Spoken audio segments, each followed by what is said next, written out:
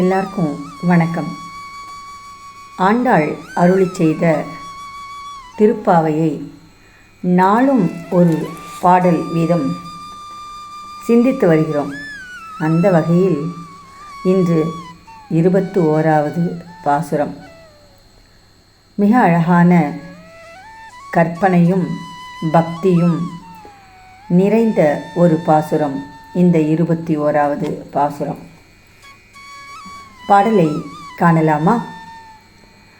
ஏற்ற கலங்கள் எதிர் பொங்கி மீதளிப்ப மாற்றாதே பால் சொரியும் வள்ளல் பெரும் பசுக்கள், மாற்றாதே பால் சொரியும் வள்ளல் பெரும் பசுக்கள், ஆற்ற படைத்தான்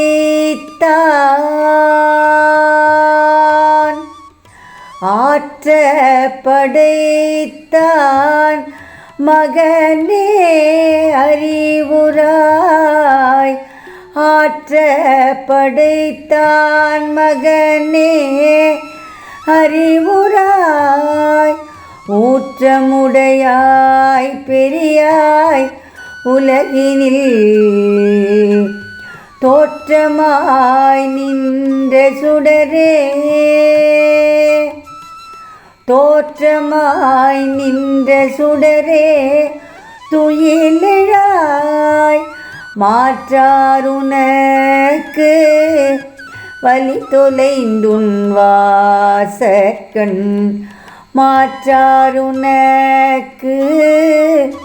வலி தொலைந்துன் வாசற்கண், ஆற்றாது வந்து உம் அடிபணியுமா போலே, ஆற்றாது வந்து உம் அடிபணியுமா போலே, போற்றியாம் வந்தோம் புகழ்ந்தேலோரெம்பாவாய், போற்றியாம் வந்தோம் புகழ்ந்தேலோரெம்பாவாய்.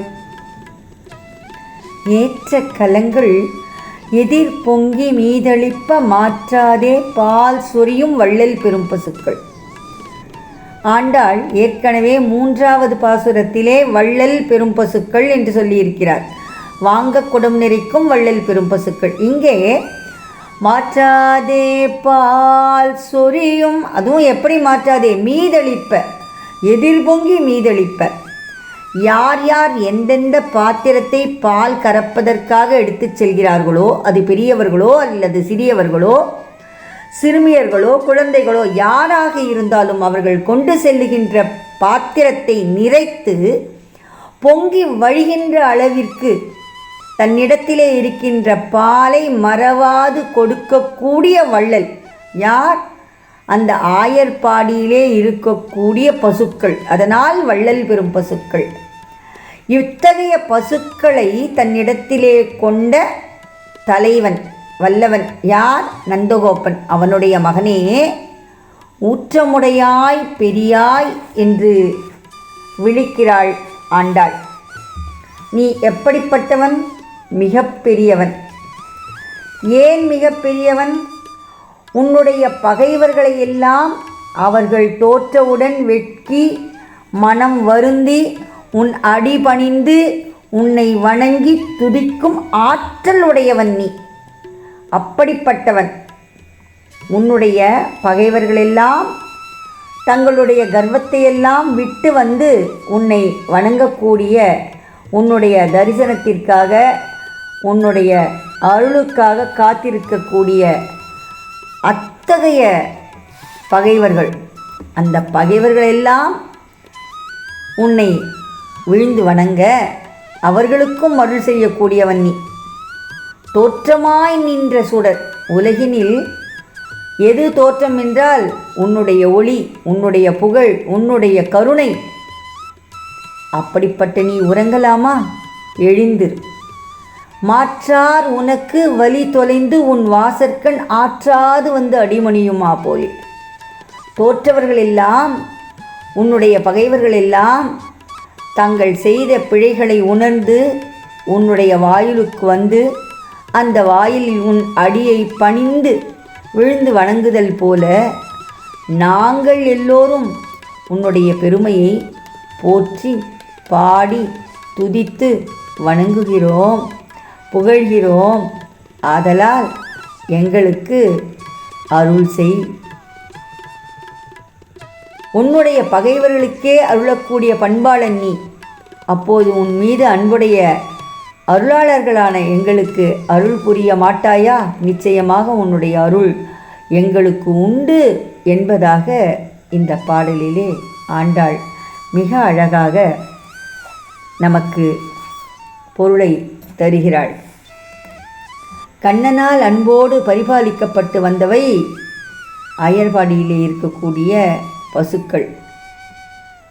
எனவே அவை எவ்வளவு சுரக்கும் என்பதை நன்கு அறிந்து அதற்கு தகுந்தாற்போல பாத்திரத்தை எடுத்துச் செல்லும்போது அந்த பாத்திரம் முழுவதும் நிரம்பி வழியக்கூடிய அளவுக்கு பசுக்கள் தன்னிடத்திலே பாலை கொண்டதாக இருக்கக்கூடிய வளமுடைய நாடு. பசுக்கள் வள்ளல் போல பாலை சொரிகின்ற குணமுடையவை என்று வளத்தை மிகச் சிறப்பாக பேசுகிறாள் இந்த பாடலே ஆண்டாள். மாற்றார் உனக்கு வழி தொலைந்து ஆற்றாது வந்து உன் அடிபணியுமா போலே. இராமாயணத்தில் வருகின்ற காகாசுரன் நிகழ்வு. போற்றுதலும் புகழ்தலும் வெவ்வேறு பொருள் தருகின்ற சொற்கள். மிக அழகாக அவை இரண்டையும் இந்த பாசுரத்திலே ஆண்டாள் பயன்படுத்தி இருக்கிறாள். போற்றுதல் என்றால் வாழ்த்துதல். யாரை வேண்டுமானாலும் வாழ்த்தலாம். பெரியவர்கள் சிறியவர்கள் என்ற இலக்கணம் அங்கு இல்லவே இல்லை. புகழ்வதற்கும் அப்படித்தான். யாரெல்லாம் செய்வதற்கு அரிய செயலை செய்திருக்கிறார்களோ அவர்கள் சிறியவர்களாக இருந்தாலும் புகழலாம், பெரியவர்களாக இருந்தாலும் புகழலாம். ஆக மிக அழகான வெவ்வேறு சொற்களை இங்கே ஆண்டாள் பயன்படுத்தி இருக்கிறாள். போற்றுதல் என்பது வணங்குதல், வழிபடுதல். பெரியாழ்வார் போல திருப்பல்லாண்டு பாடுதல் என்ற பொருளை கூட நாம் கொள்ளலாம். புகழ்தல் என்பது ஒருவது வீர தீர செயல்களை, அற்புத மாயச் செயல்களை எடுத்து விரித்து பெருமையாக சொல்லுவது. பெரும் பசுக்களெல்லாம் ஞானாசிரியர்கள்.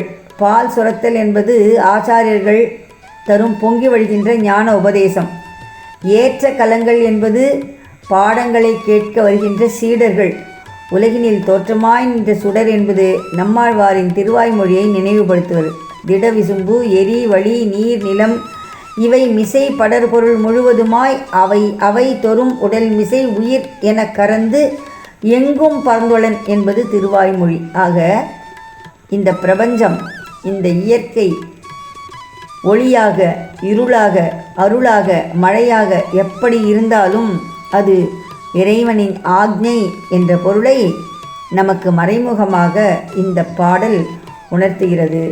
ஆண்டாளைப் போல நாமும் தோற்றமாய் நின்ற சுடரையும் மாற்றார் எல்லாம் அடிபணிந்து வணங்குகின்ற அந்த அரங்கனை, அரவணையில் துயில் கொண்ட பரந்தாமனை, பெரியவனை துயில் எழுப்புவதற்காக பாடி பணிந்து வணங்கி அவனுடைய பேரொருளை பெறுவோம். நாளை அடுத்த பாடலில் சந்திப்போம். நன்றி, வணக்கம். கற்பகம் பொழிச்சலூர் சங்கத்தமிழ் இலக்கிய பூங்கா.